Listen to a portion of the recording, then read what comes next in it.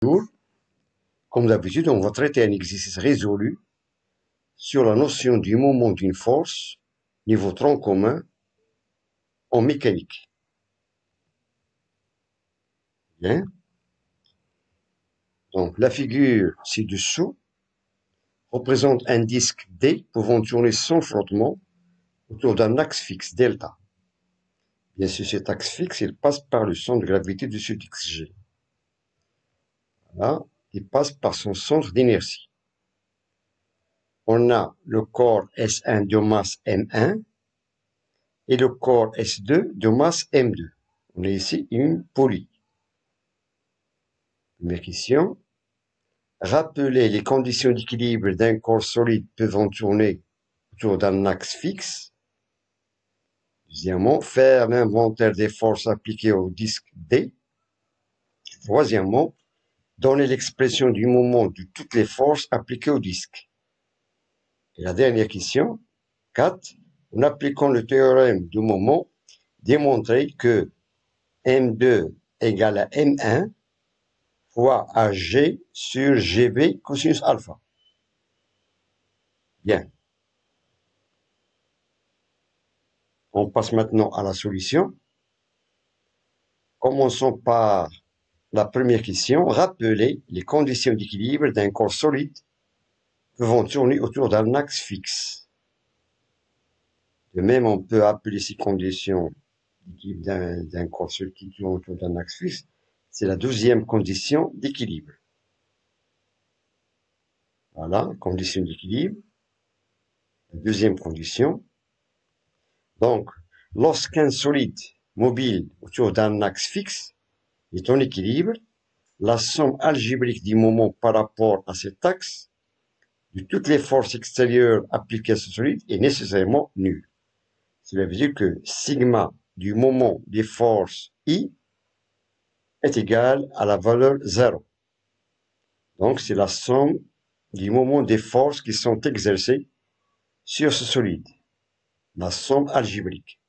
Ça, c'est la deuxième condition d'équilibre. Sachant qu'on a déjà étudié la première condition d'équilibre, lorsqu'un corps est en équilibre sous l'action de plusieurs forces, la somme vectorielle de ces deux forces est égale, de ces forces est égale le vecteur nul.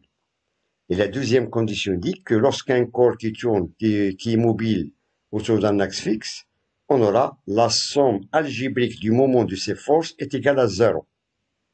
Ça, c'est la deuxième condition d'équilibre. Bien. On passe maintenant à la deuxième question. Faire l'inventaire des forces appliquées au disque D. C'est-à-dire donner le bilan des forces exercées sur ce disque D. Bien. Un peu de réflexion. Donc, lorsqu'on nous demande de donner le bilan ou bien l'inventaire des forces, on doit tout d'abord spécifier le système étudié, c'est bien sûr le disque D. Ça, c'est le disque D. Il est suivi à un certain nombre de forces, mais il est en équilibre. Bien. Commençons par la première force. C'est la force R exercée par l'axe. À ce point, cet axe fixe qui passe par son centre d'inertie, ou bien on peut l'appeler le centre de gravité de ce disque. On peut la nommer la force R, qui est une force exercée par l'axe delta. Bien. Deuxième force, c'est la force F1 exercée par S1, c'est-à-dire le corps S1 au point A. Ça, c'est la deuxième force de contact exercée par ce corps S1. Bien. Troisième force, c'est la force F2 exercée par le corps S2 au point B. Voilà, au point B. Elle reste bien sûr la quatrième force sur le poids du disque. Cela veut dire que le disque, il est soumis sur l'action de 4 forces. Voilà, ce sont des forces extérieures. On a ici 3 forces de contact et une force à distance sur le poids du disque. Bien. passe maintenant à la troisième question. Donnez l'expression du moment de toutes les forces appliquées au disque. Maintenant, il nous demande de donner l'expression du moment de toutes les forces. C'est-à-dire de ces 4 forces qui sont appliquées sur le disque D. Bien. Voilà. On donne à chaque force l'expression de son moment. Donc, commençons par le moment de la réaction R. Étant donné que cette force il passe par le centre de gravité, donc la distance séparant la droite d'action de cette force R et l'axe de rotation est nulle. Cela veut dire que le moment est égal à 0. Bien. La deuxième force, le moment de la deuxième force, c'est le moment du P, du poids P. Donc le moment du poids P par rapport à l'axe de rotation delta, de même est égal à 0. Car le poids, bien sûr, la direction du poids, elle est appliquée, bien sûr, au point G. Donc la distance séparant la droite d'action du P et l'axe de rotation, de même, est nulle. Cela veut dire que le moment du poids est égal à 0. Il reste les deux forces F1 et F2.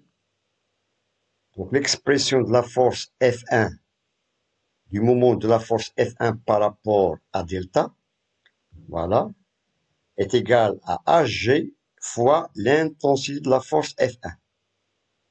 Voilà, l'intensité de la force F1 fois la distance séparant la droite d'action de la force F1 par rapport à l'axe de rotation qui passe par G, c'est-à-dire Hg. Bien. Donc, étant donné que le sens arbitraire choisi est positif dans ce sens, cela veut dire que le corps S1, il fait tourner le disque dans le sens positif. D'où le moment de cette force, elle est positif. Voilà. Et dans le même sens de rotation. Voilà. Cela veut dire que c'est pour cela on a mentionné ici le signe plus. Hg fois F1.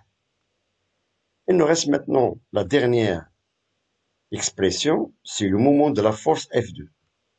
Voilà. On a le moment de la force F2 par rapport à delta.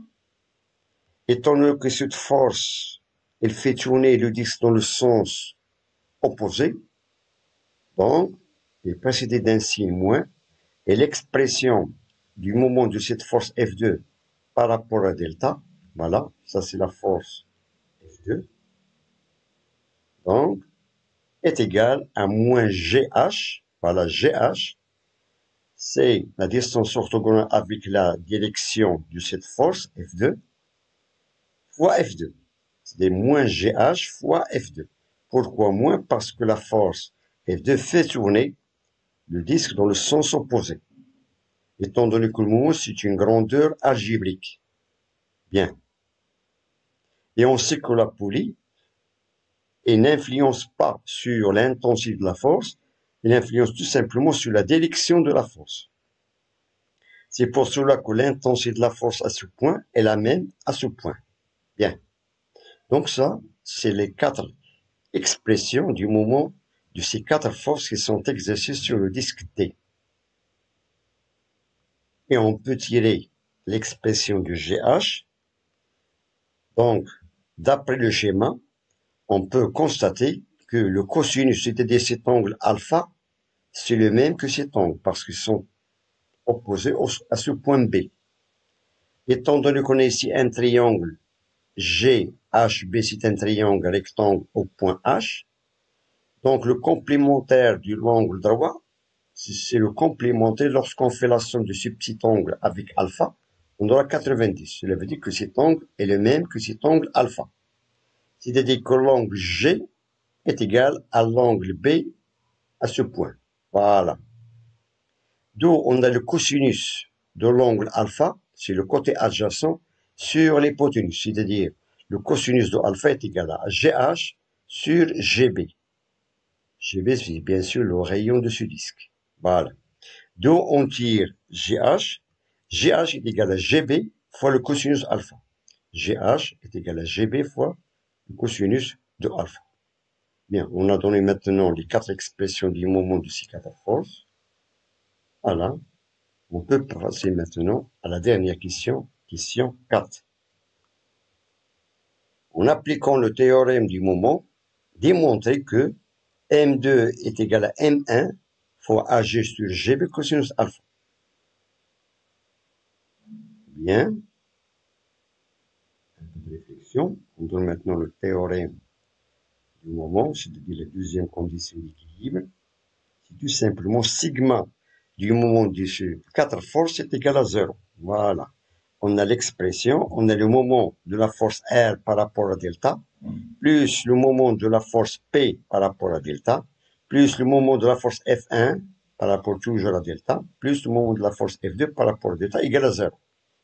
Et on va remplacer chaque expression par l'expression qu'on a dressée tout à l'heure dans l'exercice, dans la question 3, pardon.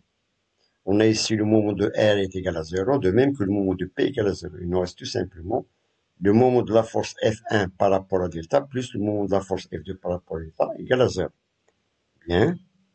On a 0 plus 0, plus le moment de F1 par rapport à delta, c'est AG fois F1. AG fois F1. Et on sait que F1, c'est le poids du corps S1, c'est-à-dire M1 fois G. M1 fois G. Moins GB, le cosinus alpha, fois M2 fois G. Car F2, c'est le poids de ce corps S2. C'est tout simplement M2 fois G. Bien. Et on aura AG fois M1 fois G est égal à GB cosinus alpha fois M2 fois G. Et on peut, d'après cette expression, on peut simplifier dans les deux membres l'intensité de pesanteur, petit g, et on aura finalement l'expression, on a M2 est égal à M1 fois AG sur GB fois cosinus alpha. Donc on a démontré cette expression de la question 4. Bien. Donc je vous remercie de votre attention. Bon courage et à très bientôt.